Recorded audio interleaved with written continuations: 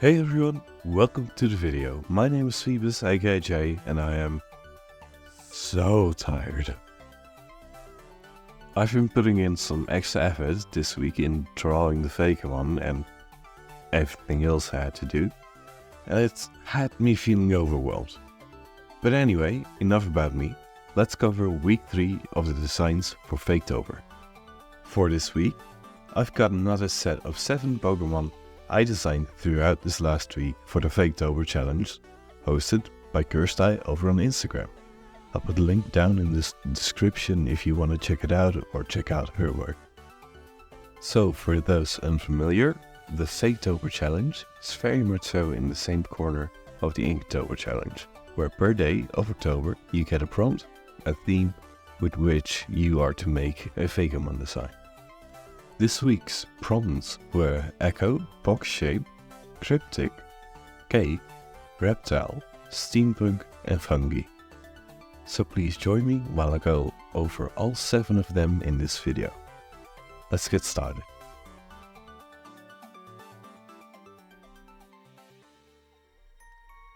So, day 13, Echo. Honestly, Echo is a really wide prompt that lends itself to a lot of different ideas. Though for a while I couldn't really shake off the idea to do a bat or a whale because those 2 animals are known to use echolocation. But considering last week I did already do a bat design, I didn't feel like making a whale, I started looking elsewhere for ideas. So, hear me out here. A banshee is, effectively speaking, a ghost, or an echo of a former person. A banshee also screams a lot, which also links in with echo. Echoes are also used underwater to determine depths. Linking all that together, it quite effectively made a proper ghost made of tears. So please meet Elegy. Elegy's name stemming from elegy, a way to typically lament the dead, and banshee, and the word she. She is a banshee ghost that is effectively made out of its own tears. It's weeping itself a complete body. Its wailing cries of sorrows being its way to attack with too. Elegy, the mourning Pokemon. Its entire body is made of tears. It seems to be wailing and crying for the loss of something continuously, though it has not been found out why. Theory suggests it cries for the loss of love. Elegy can let its entire body be absorbed into a body of water. Though, having dispersed its own body, it can reform itself at any time. Drinking the water of an elegy will induce an overwhelming feeling of sadness.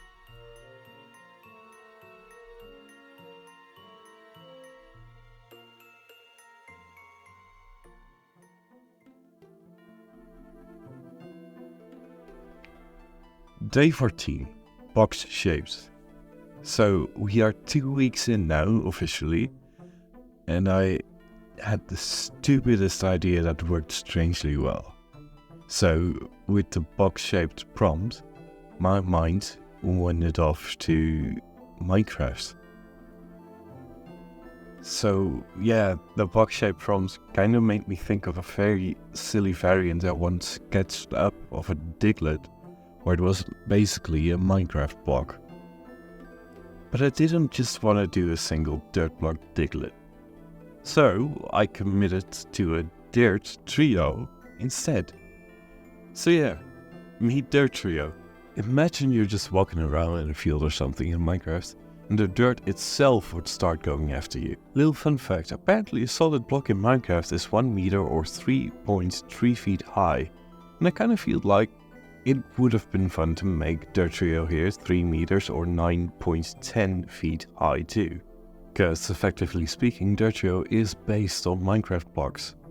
And that's mostly just it. They're dirt blocks with mangrove buttons on their noses, or as their noses.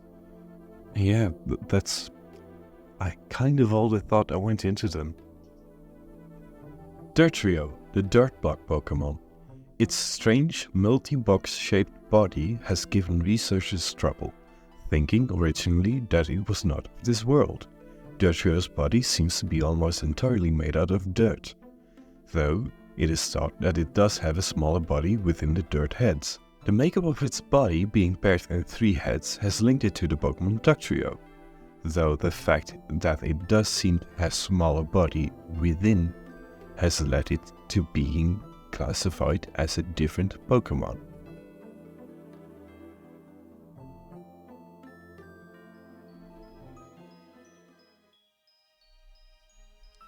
Day 15, Cryptid. So went over a whole list of a bunch of different cryptids, but I really felt like most of the list would just end up having me do some very complicated designs for what, in my opinion, should have been just fun, simple or easy designs to really make this Faketober fun and not a grueling task. So, to make things easier on myself, I decided to simply go with a Yeti, or a Sasquatch, or a, well, fusion between the two. So please meet Sasquatch.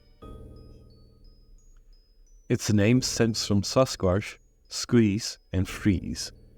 And boy, just look at it, like, doesn't this big lad look like he's going to be a lot of fun to just be able to hug? I took inspiration from it, from a scrapped Pokemon, from the Gold Beta, Wolfman, I think its name is at least.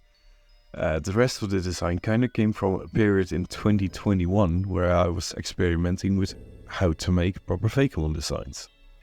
I mostly updated it to the look and style I draw Fakemon in now, and I think he looks pretty fun. At least he was pretty fun for me to draw, and I think that should count.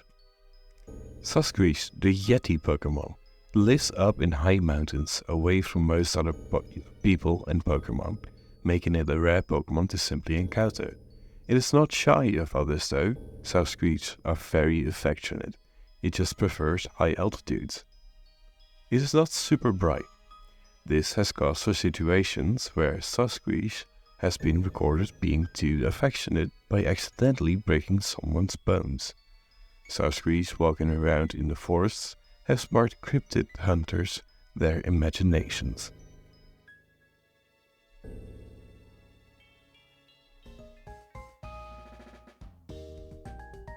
Hey there, real quick, I am a one-man production here, and if you like the Fakemon so far, please consider liking, commenting or subscribing, or all 3 of them.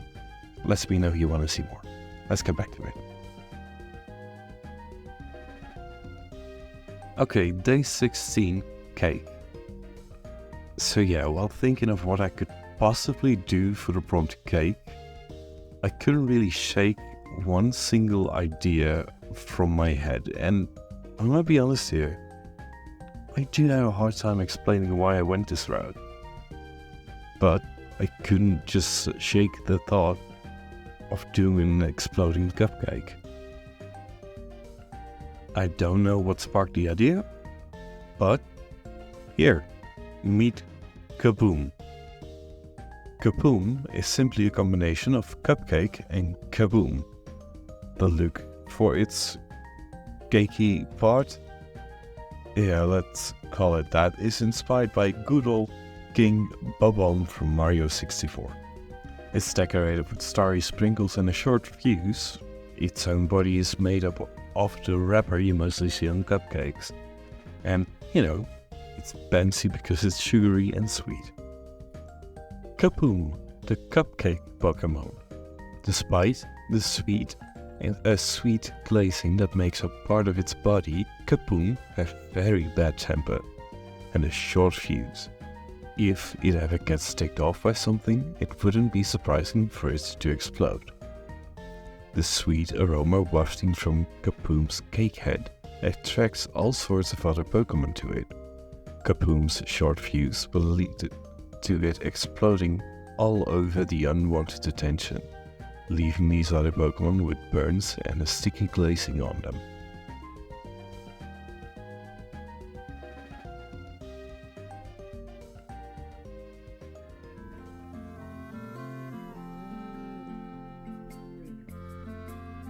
Day 17, Reptile. Okay, I'm not gonna beat around the bush for this one, which in and of itself is a pun considering the design I made. But I recently learned about the satanic leaf-tailed gecko.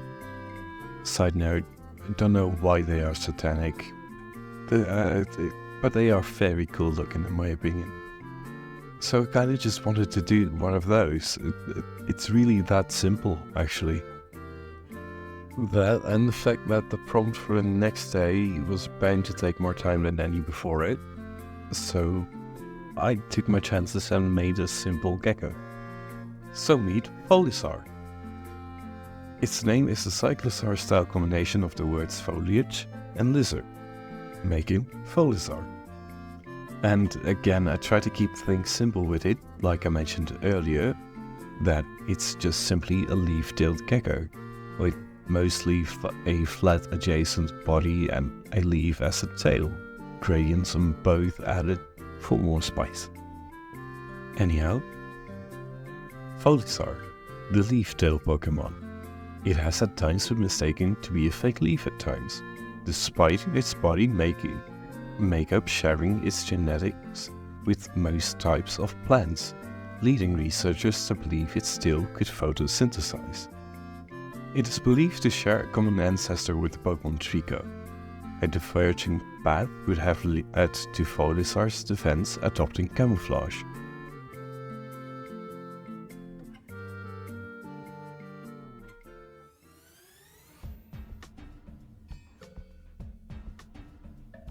Oh boy, Day 18, Steampunk. If there any was a theme I did not know where to begin, it's Steampunk. I have no experience with Steampunk. Best I got is probably Piltover and Son from League of Legends / Arcane the series about Piltover and Son. But that kind of got me on track of thinking the right way for this prompt. Thinking of Piltover and Son by extent reminded me of Blitzcrank, a steam-powered golem champion in League of Legends. And I more or less figured I could do the same. Honestly, if anything, this is probably the biggest thing I've done so far for this challenge. And it is most likely the most big boy design of this video. I genuinely did set out to do fun and simple designs that wouldn't take too long for Faketober. Just something to have fun with. But this got me making a pretty detailed steampunkish golem for today's prompt. So, with all that said, meet Mecholem. Yeah, the name's not too well thought out, but I thought it was the best I could really do during this Faketober challenge, considering the time crunch. The name is a combination of mechanical mech and golem. Again, it's a simple combination, but I'm not so familiar with making steampunk designs that I didn't really know any other terms to use. And yeah, I realize this is a bit further removed from being a Pokemon than I would have liked, but I didn't really know what else to do. Mecholem, the steam-powered Pokemon. An entirely man-made creature that has sparked plenty of debate on what makes a Pokemon. There's only a few Mecholem ever made, and the plans for it are long gone to time. Even though it is powered by a steam engine within its body, a power forerun to its design has taken over, granting it its own sentience.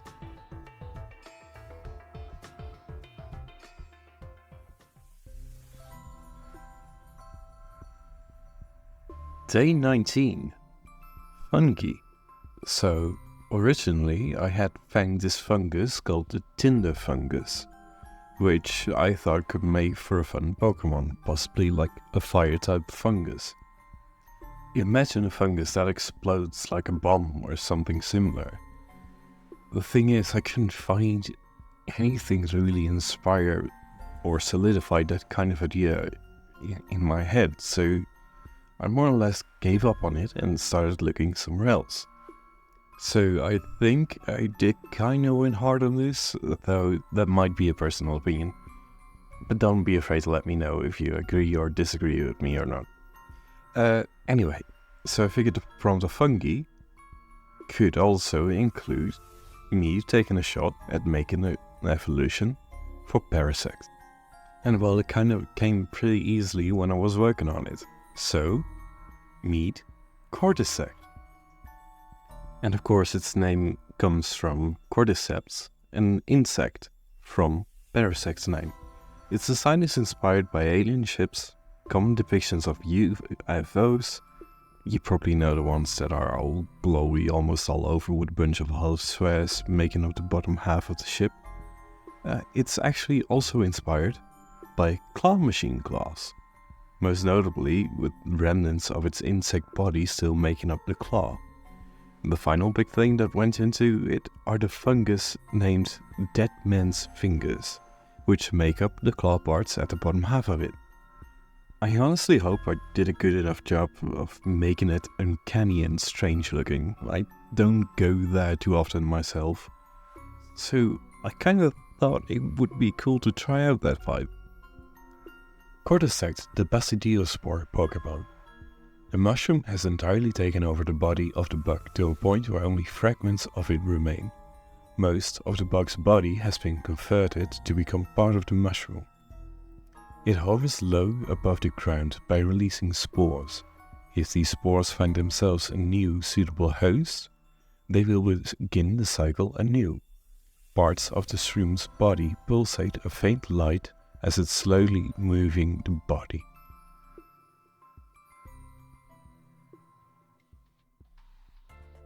And now we've reached the end of another video.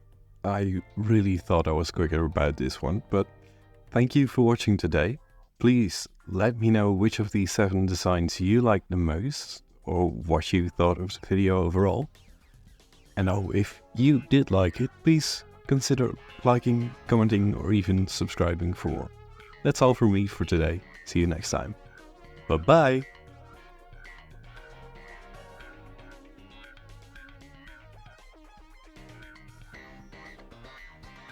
Oh, yes, YouTube thinks you might like this video next.